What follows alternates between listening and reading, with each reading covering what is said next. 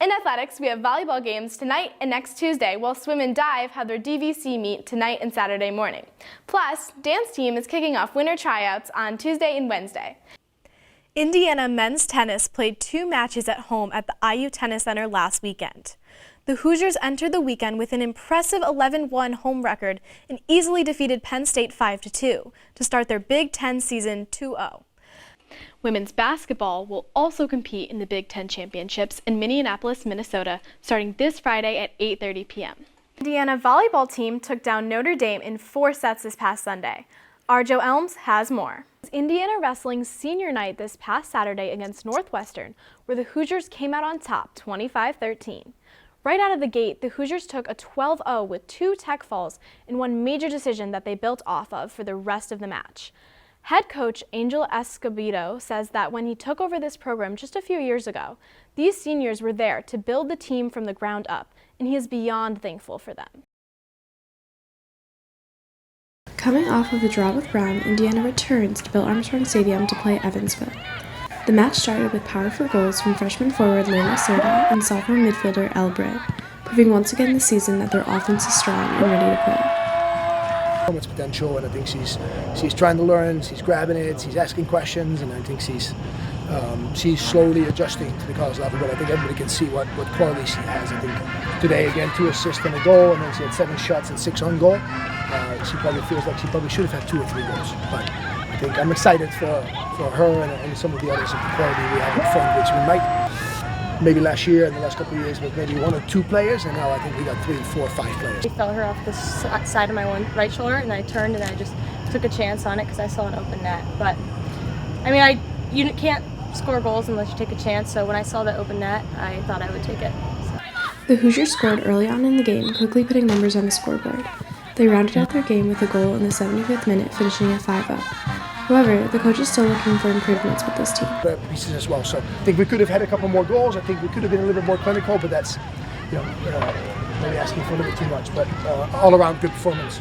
The Hoosiers are looking to continue their winning streak as they move to both their senior night and Big Ten Conference play next week. You got to play some different opponents with Ohio State and UCLA and USC coming into town, but I think this, scoring goals, confidence, rhythm in front of goal, ball striking, so I think all that will just help. So we'll return to Bill Armstrong Stadium to take on Lawrence University at 1 p.m. on Sunday. For iOS TV Sports, I'm Maura White. Indiana took on Butler at home this past Tuesday. In their first at-bat, Avery Parker hit a home run that brought 3 in, giving the Hoosiers a 3-0 lead. Allie Van Brandt continued the batting momentum with a double RBI to extend the lead 6-0. At the next bat, Sydney Burko hit her first career home run, giving Indiana 8-0 against the Bulldogs. Indiana extended their lead with 5 runs in the 4th inning with a score by error, stolen home, and 2 RBI singles. Butler showed a chance to score with bases loaded in the top of the 5th. However, rundown between 3rd and home plate gave Brianna Copeland the chance of a tagout to end the game 13-0. We can have joy any day, regardless of our circumstances, because we represent Indiana University. We're getting a premier education. We got beautiful weather. We get packed crowds at Andy Moore Field. There's so much to be thankful for. We're so blessed. And so I'm more concerned about how are they thinking instead of how they're feeling. Indiana continued their midweek play against University of Southern Indiana. The Hoosiers struggled in the start of the game when Southern Indiana's Jordan Mackey hit a double, leading the game 0-2 in the top of the 2nd. The top of the 5th gave another run to the Screaming Eagles with a double to center by Whitney Hunter, advancing the score to 0-3. Indiana scored in the bottom of the 5th, with Brianna Copeland taking home, but Southern Indiana quickly got out of the inning with a double play. The Screaming Eagles gained 2 more runs in the 6th, with an RBI and error from Indiana advancing the score to 1-5. Indiana continued to fight through the bottom of the 6th, gaining a run on a hit to left field by Madeline Strader. The Hoosiers loaded the bases, and a Taylor Minnick grand slam gave them the eventual win 6-5.